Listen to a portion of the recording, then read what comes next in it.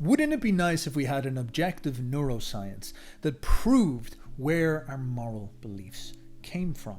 You should notice that people in all political camps use psychological justifications for their moral positions. People on the left will say that racism is an enormous moral taboo and it comes from a defective brain, somebody with a lower IQ, or possessed by some sort of demon of hate. People on the right, on the other hand, will say that leftists have defective brains that make them psychotically hate their own race. These two positions are built off statements about the human mind, defections and malfunctions within our brains. And wouldn't it be phenomenal if we had science, if we had studies that looked into the jelly machine of the mind and assessed if either of these camps were making accurate assumptions? If we cracked open a leftist's head, would we see nothing but scrambled egg? If we cracked open a right-winger's head, would we see just this tiny little version of Hitler pulling all these levers controlling their mind? Well, boy, do I have good news for you. It turns out we do have really interesting neuroscientific studies on the origin of morality within the brain. But unfortunately, the results of these studies are so strange, so challenging to the moral world order we live under, no one has really been interested in interpreting them. So I guess that's what you and I can do today. In 2015, scientists used magnets to suppress the threat processing center of a couple of people's brains, and they noticed that these people had a modulation in the amount of racism that they experienced. When their threat processing center was reduced, they became less racist by about 30 to 40%. And to really sweeten the deal here, it had a second effect. It also reduced people's belief in God. Now remember, this took place back in 2015 during the peak of the new atheist movement. And as a consequence, the new atheist movement informs, we're talking about this all the time. Here we have the human machine, the deterministic brain, and we have found a mechanism inside of it where we can reduce belief in God and racism. Therefore, we have a switch inside of the head that can get rid of bigotry. This was the mood, the buzz around this knowledge back in that period. Donald Trump would not show up for another year and cause chaos in the American political regime. People felt like they were at the end of history, and this was proof of a way that we can eradicate those old archaic problems in the human machine, such as bigotry, and transform everybody into a secular, atheist, liberal at the end of time. But 10 years on, the mood has changed. And on top of that, several more studies have come out that have studied this part of the brain and significantly enhanced the resolution of the picture of what was going on here. So let us dive into the meat, into the mechanisms of this study, so we can get to the truth of the origin of our moral values.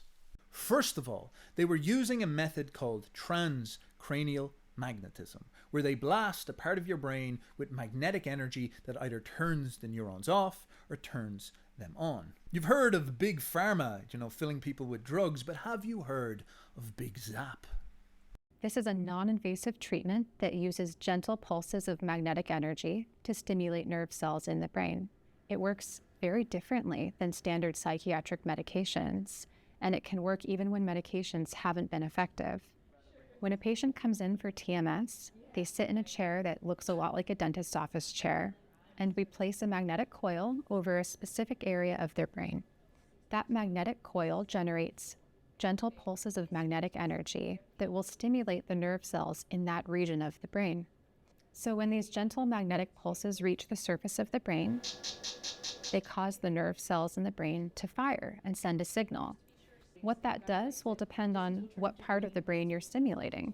For example, when we place the magnetic coil over the motor area of the brain and we send one of those pulses, we can send a signal from that nerve cell all the way down a patient's spinal cord, down the nerves in their arm, and cause movement in their hand.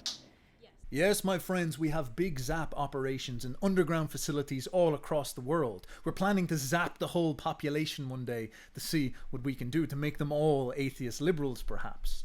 Now, This transcranial magnetism is extremely powerful. You have to understand this. You can suppress parts of your brain as well as stimulate them. You can make people's hands move, yes, but you can also target, for example, the Broca's area, which is on the left side of your brain, which allows you to speak. And if that happens, you won't be able to talk for an hour or two because all those neurons will go quiet. The magnetism will shut them off. Now, in this study where we got this atheist effect, this suppression is what was taking place. The area that these scientists were targeting is called the posterior medial frontal cortex, which in plain English means the back of the middle of the frontal cortex. Now, you should know that your frontal cortex is this big chunk here in front of your brain that is the most human part of yourself. This is what gives you many of your executive abilities to think. Now, this subsection of your frontal cortex, the pMFC, is your threat processing center. Now, I'm going to make it easy by giving you an analogy. I want to use the idea of Sauron. Because what the posterior medial frontal cortex does is it looks out into reality and it observes things. It categorizes things in your world and decides if they're dangerous. Now, it doesn't do anything if it notices something is dangerous because it has no hands. It's like Sauron. It's a big eye, a lighthouse on the top of your head that can't do stuff. So what it does is when it sees Frodo or a danger or some type of threat, it will send its orcs. It will recruit other parts of your brain. And this is how this function works. It's looking, it's observing like a lighthouse, assesses a threat, and sends other parts of your mind to go and focus on that threat. It might tell your amygdala to fill you full of fear to make you run away or attack the threat, or it might tell some of your other parts of your frontal cortex to make a plan to deal with the threat of some sort. So this Sauron does a very important and high-level role. When you go out into the jungle, all this information flows in through your ears and your eyes and gets processed and sent up to things like your thalamus, which is like a command center processing what's going on in your senses. And then it sends this information up to Sauron at the top. And then Sauron looks, he observes everything that's coming in through the senses, coming in through the processing centers and says, is there anything dangerous there? And you might be running through the jungle and maybe you see a little snake-like figure. And Sauron might be like, whoa, that could be a snake, quick. He sends information to the amygdala, make this guy, make him scared, make him panic.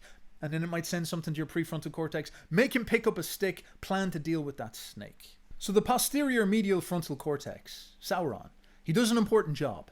He keeps you safe. He helps you deal and assess threats.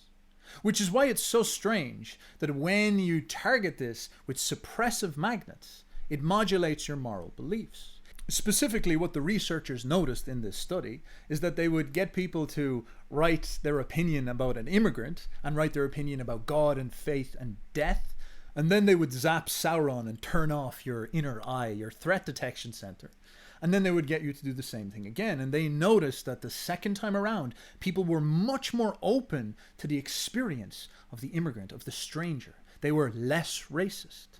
And at the same time, they became less faithful. They had less of a caring or need for God. They became less afraid of death and needing to clutch to a religious explanation for death. They transformed into a libtard. Now, there's a lot of things that we can take from this. There's a lot of things that I want to draw your attention to. And my God, it's only just beginning. This gets weirder the deeper we go into it. But the beginning and foundational observation you must make is that this is a part of your brain that is modulating two aspects of moral values and connecting them. It is taking politics and religion and marrying them and showing us that the archetype of the secular liberal that we often see out in the world seems to have some sort of neurological basis. This is something that people have always asked. Why does atheism and liberalism seem to go together? I was kind of thinking about this recently. I was thinking about it, and atheism is basically a view on one subject, whether or not God, whether or not one believes in God, basically.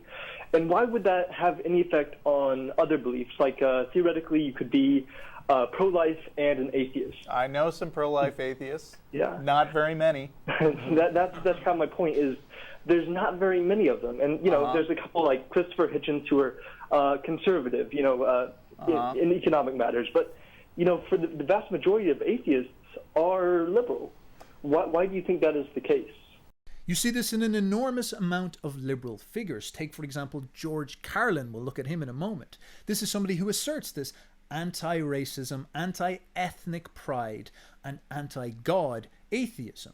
Consistently, this motif comes up. And you see, I've never understood national pride. I've never understood ethnic pride because I'm Irish, and all four of my grandparents were born in Ireland, so I'm fully Irish. And when I was a kid, I would go to the St. Patrick's Day parade, and I noticed that they sold a button that said, "Proud to be Irish." And I could never understand that because I knew that on Columbus Day, they sold a different button that said, "Proud to be Italian." Then came Black pride and Puerto Rican pride, and I could never understand ethnic or national pride. When it comes to bullshit, big time, major league bullshit, you have to stand in awe of the all-time champion of false promises and exaggerated claims, religion. So to be an open-minded, sophisticated, critically thinking individual, you must be against ethnic pride and you must be against religion. These two vectors are obvious signs of bigotry. And lo and behold, when you see the antagonistic political perspective, a hard right reactionary like Nick Fuentes, what do you discover? The same two vectors, the same two phenomenon married in the opposite way. You find ethnic pride and pro-religion married together as one presentation. I'm not Republican. I'm not conservative. I am a nationalist. I am a Catholic. I am a Roman. I am a nationalist. I am an American. So why is this happening? What is going on? Why does this part of our brain modulate these moral values, which seems to appear and manifest in our culture as major dominant political positions? And why do they go together? Why is politics and religion so bound together so tightly? Well, when you look into the specifics of this brain region, it all starts to click into place. When your Sauron is turned on and firing in all cylinders, it is observing the world and trying to process and detect threats. And when you were in the jungle and you came across other people, there was always a big chance that they could eat you. Stranger danger is a wise position to hold in nature, because in nature, nobody is really going to be part of a high-trust society. Everybody is a barbarian. They're going to kill you, take your girls, take your stuff, and eat your food. So when this part of your brain is switched on, it creates the sensation of being a part of a tribe. You have your tribe, your team, and they are your in-group. As Carl Schmitt says, we have friends and we have enemies. And your jungle tribe is the 150 people around you that are on your team. And everybody else is a stranger, and you're racist towards them. This is why you notice that in Europe, before we brought in all the migrants, there was plenty of racism here in Ireland. The people in the town next to me, we used to be racist towards them. They looked the exact same as us, but you would have that out-group association with them because you always have this in-group and this team. And it goes down to your immediate family, and then your little town, and then your little county or group, and then it expands outwards from there. But generally speaking, the tribe is the fundamental orientating force. And the reason why this is attached to God is because God is a conceptualization in your own head of daddy of the tribe, the big G, the top G of the tribe. You have Jupiter, the King Roman, who is a projection of Roman will to power. As Nietzsche said, this is the original healthy perspective of God. God is always a nationalist, is what Nietzsche points out. And you see this the same in Judea. Yahweh has a chosen people. He is a racist. He has chosen the Jews, and he says, you're my guys, you're my little chuds. Go out there and kill the people of Jericho, and we will go and destroy all those other people. He's not this very loving character who loves all men on earth. He wants the Jews to win only. He is there for the people of Israel. And you see the same in European paganism as well. Zeus is looking after his Greeks. They are his chuds. They hate everybody else. This is the natural orientation of man. And the reason why all of these things go together is because this is the evolutionarily intelligent way to orientate yourself in reality. You cannot exist as an individual. You cannot exist as a secular liberal in the jungle. If you go in the jungle and you're nice to everyone, you will end up on a skewer and someone will eat you. So you need to say, I'm going to be part of a tribe. You need to join up with a tribe, realize that no man is an island, and participate in a racist project with an ideological super god that you bow down and worship. You need to do this. You have to become an identitarian, religious extremist if you want to exist in reality. This is the pressure of nature. And we know this because when you suppress this part of your brain and turn off these phenomena and make yourself into an atheist, secular liberal, when you suppress the posterior medial frontal cortex, you don't only change your moral values, you also lose a very important ability. You lose the ability to learn. You can no longer adapt to problems. Because Sauron observes errors, problems, difficulties, and dangers, and it tells other parts of your brain to solve them. So when you go to sleep after you come across a snake, you're going to wake up the next day and you're going to think, God, I should really bring a stick with me. You're going to think about threats and adapt to them because you've identified them. You suppress Sauron, turn off the pMFC, and you don't adapt to threats. You don't deal with this phenomenon anymore. You go out into the world and you see a snake and you can't even understand that that thing is going to kill you. You lose this ability to adapt. You transform into Nietzsche's last man. You become amorphous and you stop evolving. You stop participating in life. You stop participating in the evolutionary process. This is crazy. Is this scientific proof that libtards are libtards? Is this correct? But hold your horses, my sweet chud. I understand you might be foaming at the mouth. You might be shuddering with the power you're feeling right now. We have neuroscientific proof that being based is correct, is the way to win and succeed in life. That makes sense. But there is one enormous catch. In order for this part of your brain to make sure that you align with the tribe and survive in nature and be a racist, a right-wing extremist who takes on all the other enemies in the jungle, it has to use a very important mental function. When people stimulate this part of the brain, so instead of suppressing it and turning you into a libtard atheist, when you take magnets and stimulate this, which they've done in other studies, they stimulate the posterior medial frontal cortex, it generates more cognitive dissonance. Now, if you know what cognitive dissonance is, you know it's something that's extremely bad. It is a mechanism within our brains that allows ourselves to deceive ourselves. It allows us to hold two conflicting beliefs in unison. It allows us to lie to ourselves and force hypocrisy into our unconsciousness. Now, why would this part of our brains that has adapted us to survive in the world of nature also generate this self-deception? That's kind of fucked. That's scary. What's going on here? Well, it's quite simple. You need to go along with the tribe at all costs. Your individual opinion in the army doesn't matter. If you don't like the war you're fighting, or if you think things should be done different, when you're in an army, your individuality is crushed. You must participate in the army and allow the army itself to go and do its thing to win the war. You must turn off your own brain and lose your soul. And that's how you survive in nature. Maybe you have opinions that maybe this God guy is not articulated right or something like this, but no one wants to hear them because we just need the society to keep rolling forward, to keep going on. So cognitive dissonance works in a way that it can allow you to push those individual thoughts you have away from yourself and not really have a crisis of conscience about this, so you can go along with the tribe unconsciously and participate in the successful project of racism. To give you an example of this, say you're in the jungle and you're walking out in the jungle by yourself one day and you see someone from another tribe. Let's just say he's an Irish guy.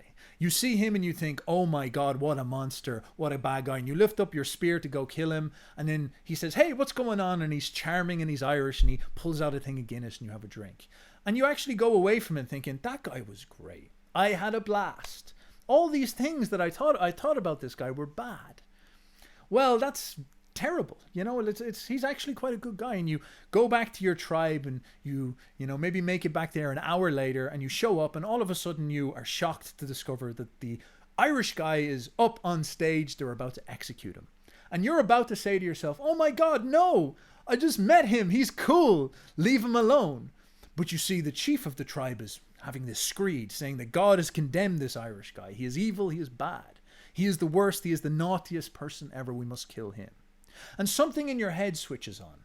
Your posterior medial frontal cortex immediately assesses this situation and looks at your thoughts and realizes that there is a conflict, an error, a threat showing up.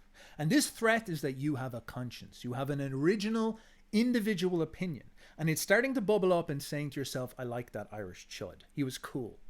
And it's assessing that that's a danger, because if you voice this, the tribe is going to turn around and be like, are you a traitor?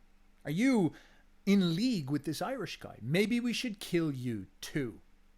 And your posterior medial frontal cortex can see this, can see these two problems, and you'll feel this as tension inside of your mind. So what this will do, what Sauron will do, is assess these threats and ask your prefrontal cortex to come up with a fake rationalization, a story, to say something like, well, if we took this Irish guy into our tribe, if I voiced my opinion for him, he'd probably eat all our potatoes, or he'd get us all drunk and our tribe would fail. So it's probably better that I just let him die. It gives you a rationalization that helps you suppress your conscience to go along with your tribe. It gives you a way to relax hypocrisy and turn off your own soul. This is what cognitive dissonance does. Do you realize what this means? It has been evolutionarily advantageous for us to be right-wing, hardcore, race nationalist extremists following ideological religions of purity. But it is also evolutionarily advantageous for us not to be free individual thinkers, for us to close our minds and use cognitive dissonance to shut off our pursuit of truth and to have a clear conscience. So when the libtards say that the right-wingers are close-minded, they might actually be correct.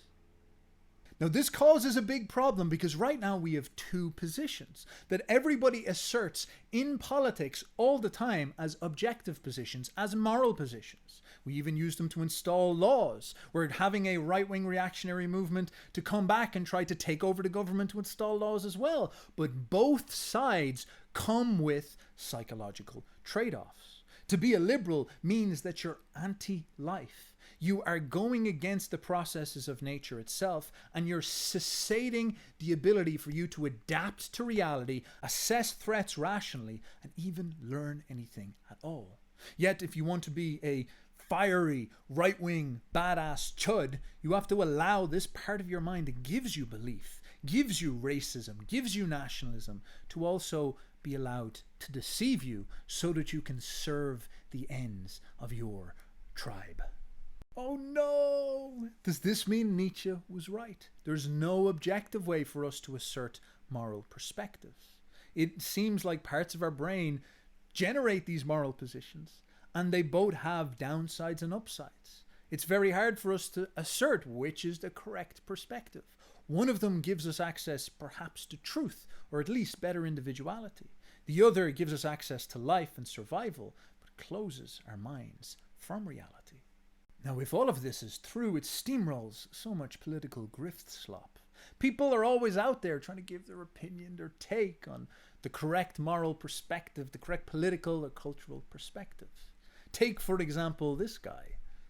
Richard Hanania says that smarter people being more socially liberal appears to be something close to a human universal. The most straightforward explanation as to why is that social conservatism is just wrong. Now, of course, Richard goes for a straightforward explanation here, but that does not mean that it is the first principle explanation. Because if we're looking at this neuroscience, it actually tells us there is a different explanation to these values that's not loaded on intelligence. This part of your brain that has this capacity to shift your morality is not something that modulates intelligence. It assesses threats. It looks out into the world and looks for danger. And so the logical reason as to why our society is becoming more liberal, and why places that have more wealth and are in very highly intelligent and secure places become more liberal, is because they're more comfortable. because they solve more problems. They get rid of more danger. And as a consequence, their posterior medial frontal cortex relaxes.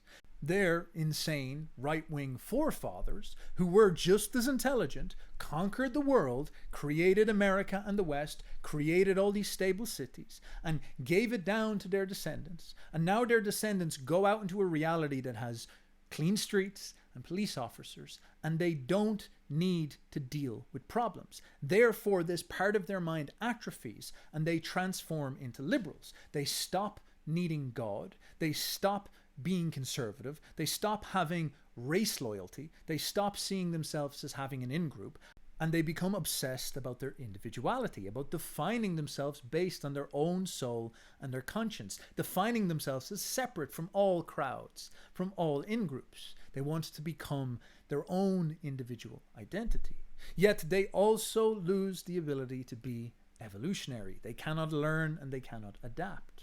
And this explains liberalism not as a indication of high human capital per se, but a signal that you have reached the late stage of civilization. Because you see the same phenomenon in ancient Rome. Emperor Honorius, the most high status person in Rome possible, when Rome was getting invaded by the Goths, he couldn't even respond to the threat. He couldn't assess that these Goths were going to plunder Rome. And when one of his servants came in and told him that Rome was getting sacked, he was like, he had a chicken called Rome. He was freaking out about his chicken until he realized that it was the Roman city itself, and he chilled out. His brain was not functioning. This is what happens at the end game. You become a dodo. Your brain transforms and you develop this liberalism. And of course, the reason why people are going right-wing now, you're seeing it an awful lot in the youth especially, is because their threat detection center is getting turned on. People feel afraid. They feel pressured. They feel real danger in their life. They notice that the streets are more dangerous, and therefore this part of their mind turns on and they default back to identitarian perspectives. And many very intelligent people do this, but also lots of stupid people do as well, because it's not loaded on intelligence, it's loaded on threats. And this neuroscience also has quite astounding explanatory power for the infamous heat map of the leftists.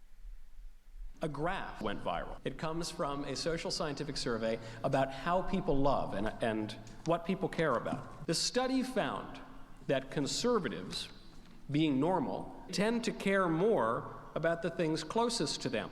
The study found a distinguishing feature of right-wingers, I kid you not, is that they are more likely, quote, to morally prioritize humans over non-humans. Liberals really do care more about rocks and trees than they do about their families. We don't need a chart or a study to show us that. Just ask a liberal about climate change and abortion. Liberals will rend their garments and gnash their teeth over environmental threats to the coral reef, but they will dance in the streets to celebrate the murder of their own children through abortion. Conservatives, the researchers showed, exhibit greater concern and preference for family relative to friends, the nation relative to the world, and humans relative to non-humans. Now, you can obviously see how this echoes this neuroscience, because you have this part of your brain that generates an in-group bias, a friend-enemy distinction with the world. You see you and your family and your tribe as the most important. You become a racist. And then you would probably extend that maybe to your nation and your God, and then you might say the world after that. So it starts from within. Now, this explains this mechanism when you turn this off and you get inside of a liberal, a suppression of this phenomenon directly, that the in-group becomes distasteful, that the focus becomes on the outer world. The moral loading goes away from the tribe, away from the in-group, and the tribe and tribalism gets turned into immorality, into evil. You say that that is racist to do this, that it is evil for you to care about your family, that you're bigoted and close-minded to do this. Now, this is quite shocking, because when you see in England with hate speech laws, what they're putting into law is psychological perspectives. And it's not like these psychological perspectives are in any way guaranteed to bring us towards future and safety and success. There's every indication that they are actually the end of evolutionary processes, the end of the ability to adapt and learn and grow, and it is the final last stage of civilization. Which also explains why those on the right perceive the left as being in some sort of death cult. It's like they're trying to destroy Western civilization. They're trying to shoot everybody in the foot. They're obsessed about giving a pass to others, to outsiders, to foreigners, to threats. Threats come into your country and they're allowed to run free and do what they want. But if you stand up and try to assert yourself and assert your tribe and assert your identity and form a collective of political action to take on the world and engage in the evolutionary process, it's like an immune system attacking itself. The liberals come in and they crush it. Is this neurology playing out in the political arena under the guise of objective statements about morality, about good and about evil? This also shows you how pseudo-intellectual many commentators are. You have a lot of people on the right, people like James Lindsay, Jordan Peterson, throwing around a concept called woke right. They are trying to take the moral valence that has been wrapped around woke and see the rising right-wing sentiment. And they're trying to grab onto that right-wing sentiment and tell it the categories that they wanted to use because of their political ends, when really there is no objective basis to it. Nobody is doing real intellectual work. Jordan Peterson's a neurologist. Like, he could go and study this stuff. It's not like these things are secrets and actually articulate this, but it would involve him having to affirm racism in some ways, to say that racism is based, or say that open-mindedness is tied to a death cult. And I just don't think people want to say this stuff. So they end up coming with convoluted nonsense terms that mean nothing, and they end up looking like idiots. And James, you mentioned the term woke right. It's a term you and I have both used, but it'd be interesting to talk about it for a number of reasons. But first of all, what do you mean by that term? Because a lot of people are very confused about it. Yeah, it's not necessarily the best term. It's more accurate to I don't use the word woke too, I use it a little too casually still, generally speaking, but I've tried to be very specific when it comes to it, to use the phrase woke Marxism. Of course, I have compassion for James Lindsay here. I just showed how neuroscience stops conservatives being able to use their brains. But if we are to be big-brain, sophisticated intellectuals, we need to be hard with our definitions. What does woke mean? What is the grounding to this term? This is political slop otherwise. Well, here's an idea. Here's a suggestion. You don't have to believe me if you don't want to. Isn't this a foundation for the concept woke? That it is a shutting down of this brain center that generates atheism and anti-racism, but also brings along death cult values, but may offer you the ability to think free of your ethnic biases. But don't think I'm letting the chuds off easy here, because the great vulnerability within the right-wing mind is, of course, that cognitive dissonance. And you have to imagine that political actors at a very, very high level have probably intuitively learned how to hack these precise mechanisms. And if you are a white chud and you notice your posterior medial frontal cortex has been switching on, telling you that the white race is under threat, you might be surprised to know that the American regime actually already figured this out 60 years ago and has been using your anxiety to turn off your critical thinking and to get you to become a good, loyal Republican who thinks that the right-wing Republicans in the GOP are for the white man. This is called the Southern strategy that took place during the time of segregation.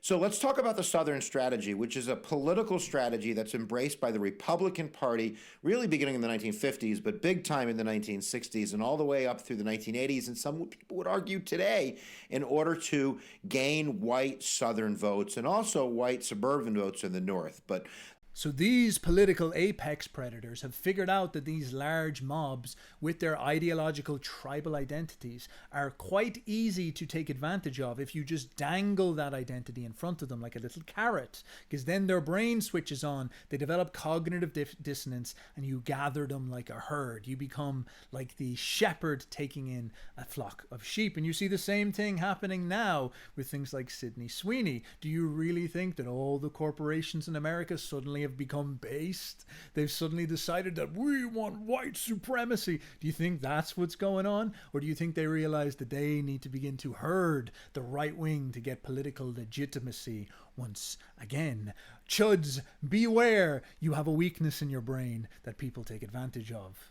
This causes such serious problems for truth and reality, because if you want to be free of these vultures that are trying to brainwash you, using your cognitive dissonance against you, you have to go to war against life. You have to turn those instincts off inside of you. But you need to be part of a collective if you want life. You need political force if you want to impose your will upon the world and exist, or else somebody else will do that to you. And maybe you will say that's evil, but then you are a woke leftist. That's what you are. You are somebody trying to suppress the ability to process threats and engage in collective action. And you're saying it's evil because you don't want that to happen. And that's understandable, because this involves turning on unconsciousness. You have to give in to the power of the gods if you want to succeed. But there's a trade-off, because you can't engage in the evolutionary process without this. If you don't allow the beast within to turn on, you will die. You will get conquered. Without collective force, you will be demoralized and turn into a non-threat processing libtard who ends up getting washed away by the barbarians at the gate, which is exactly what happened to Rome. And while we're on the topic of conservatards, let's throw a bone to the liberals. Because what all of this does indicate is that cognitive dissonance is related to the part of our mind that generates belief and nationalism, but also an ability to engage with life. Which means that the liberal position that turns this off may be infected with the values of death, which is, I guess, what woke values were. But they are also more capable of detaching themselves from their self-interest in the world and thinking more clearly. And to a large extent, that is true.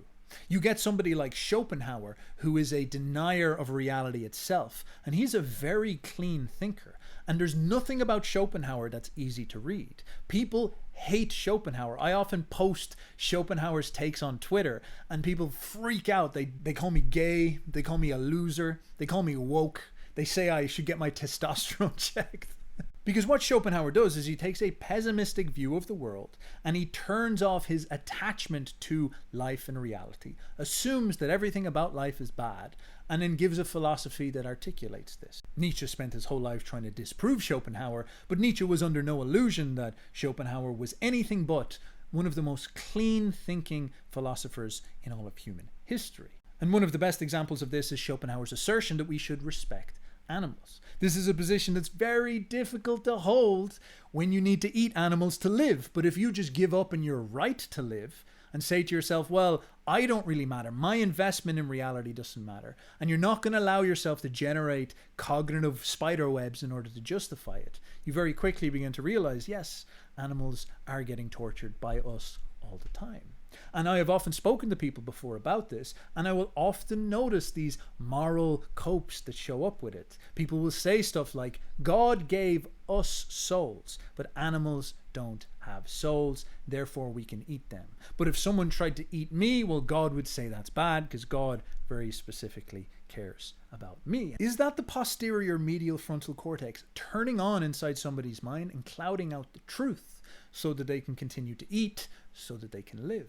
Cognitive dissonance is the state of having inconsistent thoughts, beliefs, or attitudes, especially as related to behavioral decisions and attitude change. If you hold two beliefs that contradict each other, you're suffering from CD.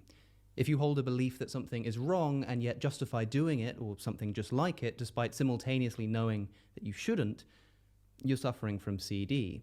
If you think that it's wrong for any person under any circumstance to so much as hit a dog that they're looking after, and yet simultaneously justify literally gassing pigs to death in a chamber of carbon dioxide so that you can eat a sandwich that you won't remember eating, you're suffering from CD. In all my 4 years or so of professionally tackling religious fanatics in the public sphere, I have genuinely never encountered more dogma, more ignorance, more evil, and indeed more cognitive dissonance than I have coming from people who, despite knowing the unimaginable horrors necessary to produce it, just can't give up cheese or just can't give up bacon. What do we do here? Are we trapped in a paradox here? Where if you want to be a critical, liberal, free thinker, you do need to disengage from life, become like a Buddhist, like a Schopenhauer, but you are welcoming in death. You are developing a woke perspective that is anti-life. In order for you to capture the truth, you have to go to war against life. If you want to engage in life, you want to go out there and form political forces and take on the world and secure your future and survival. If you want to say that that's good, you must be willing to embrace delusion. You must be willing to close yourself off to the suffering and pain of others, to give up on truth and empathy and become hard and nasty and engage with your reality in the world. This is an unbelievably difficult problem, and it seems like we can't have things both ways. So there you go, my friends, the neuroscience of being woke, the neuroscience of being a chud, and why it may not be what you expect. I propose that the solution to this paradox is that you allow your cognitive function to dedicate itself to me. You allow your cognitive dissonance to switch on, and you form a collective force, and I will be your leader, and you can join the tribe of being a boyo. Join the boyo race, a race of free thinkers over here, Muslims who study neuroscience. This is the future. Thank you very much for your time. Stay juicy, and bye-bye.